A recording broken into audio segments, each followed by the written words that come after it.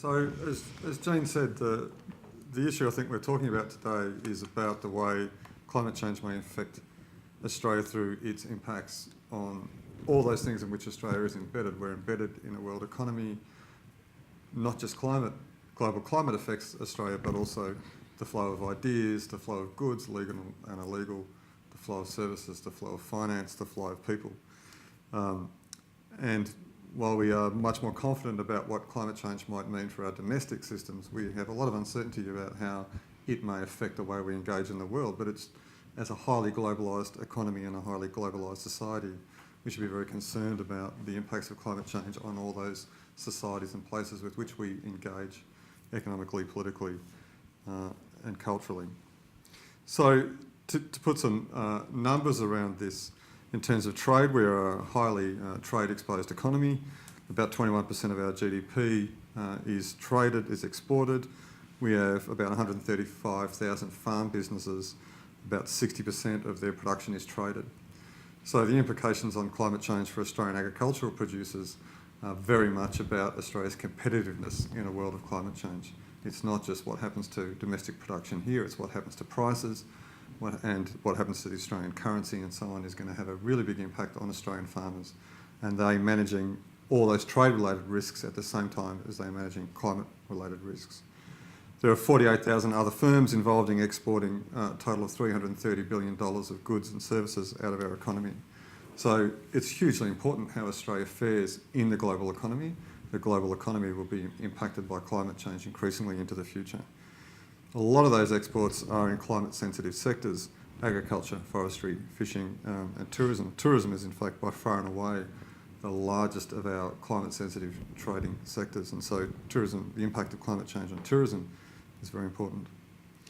So we know a fair bit, or there's been a lot of research about the way climate change might impact upon the profitability of Australian agricultural producers and tourist operators, but not much at all about how it may affect their competitiveness. What happens to Australian wheat exports, as Jane pointed out?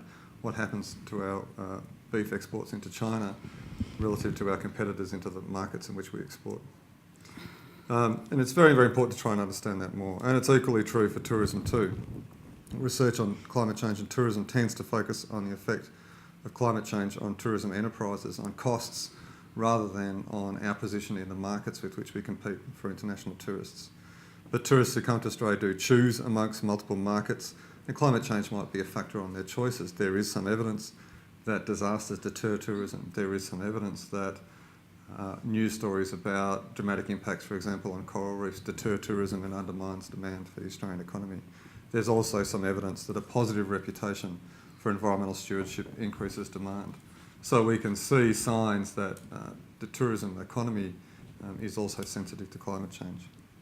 There are, of course, a whole range of other variables: the value of the Australian dollar, the price of fuel, the cost of transport, the ability of which we market, barriers and entry into and out of the economy. And all those variables may themselves be subjected to climate change, but we have no understanding, for example, about the effect of climate change on the Australian dollar. Let me talk a bit about aid. Australia's aid program is responding to climate change. About 6% of our official development assistance is now invested into clean energy and adaptation in sectors such as water infrastructure, sanitation, water management. So 6% of our ODA budget directed towards climate things is about the figure. Whether that's a high figure or a low figure depends a bit on how you think the world should work. Of our official development assistance, 21% is spent in Papua New Guinea and the Pacific Island countries. 26% is spent in East Asia. Very interesting figure if you look at the reporting on Australia's official development assistance. The money that we spend on humanitarian and disaster response in Papua New Guinea and the Pacific Islands quadrupled between 2005 and 2014. So we're spending more and more on climate-related disaster response in the region, which is an interesting trend indeed. Given high rates of population growth and urbanisation, given exposure to environment and climate change, there's almost certainly going to be increasing demand for humanitarian assistance through the Australian aid program. There will certainly be increasing demand for Australian logistics and response to assist with humanitarian emergencies in the Pacific and Papua New Guinea. So 3 key points about this. The impacts of climate change on Australian society won't just be a function of changes in our climate. We are highly exposed to changes in countries with which we exchange goods and services and people, which are important for our economy, which are important for our security. Many of the risks climate change poses to Australia will flow across our borders. It may alter the competitiveness of our exporters, undermine peace and prosperity in our region, create new tensions that may be have to be managed through foreign policy. When we conducted workshops around this policy briefing, there was a lot of discussion about trade-offs between the Australian government's domestic and foreign responsibilities.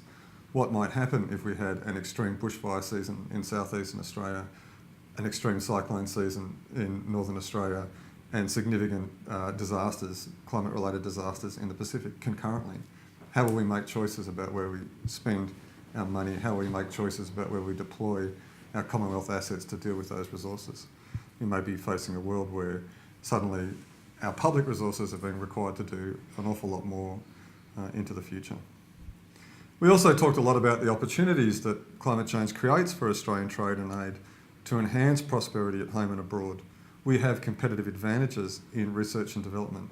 We are very good in our agricultural sector at adapting to climate change. We're very advanced in knowledge about adapting our natural resources and our resource management strategies to deal with climate change. We're quite advanced in providing urban resilience in our cities. We have a sophisticated energy technology sector. We have lots of knowledge that we could be exporting and which we could be bringing into our immediate region to help build climate resilience and promote peace and prosperity. And we have a responsibility as a leader in our region to do that. So climate change doesn't just present risks, it also presents opportunities. We thought about 5 actions to prepare Australia for the challenges and opportunities that climate change presents in our trade and aid sector. We felt that increasing research and development for adaptation and mitigation technologies, particularly in export-oriented sectors such as adaptation, such as agriculture, would be a good strategy for building domestic capability and sharing that capability to adapt with countries in our region. We felt that there was much more that needed to be done to understand the potential impacts of climate change on Australia's engagement and relationships with the world through scenario planning, cross-agency scenario planning, building better links between government agencies to develop a whole-of-government response, and long-term foresight exercises as other countries and intelligence agencies conduct to try and set a range of parameters about what the future might bring and think about how we might plan for those in the future. We felt, given population growth and urbanisation, that Australia needed to do much more to support climate change adaptation and disaster resilience in our region, in the Asia-Pacific region, including the development and implementation of adaptation plans, particularly focused on urban sectors, since most of the world's future population growth, and also true in our region, will be urban growth. And we have a moral responsibility to do that, and if we are failing to engage proactively with adaptation and to build resilience in our region, then ultimately our society will suffer for that failure. And finally, we felt that the challenges of proactive and significant foreign policy and aid policy in Australia partly rested on the ability to build a mandate for that within the Australian population, and so raising awareness about the risks climate change poses and the opportunities it creates for Australia in terms of our engagement in the region was also something we think that's very important. So that as a whole society, we understand that we are engaged in the world and that the world is changing, and we need to change the way that we engage in this increasingly turbulent world.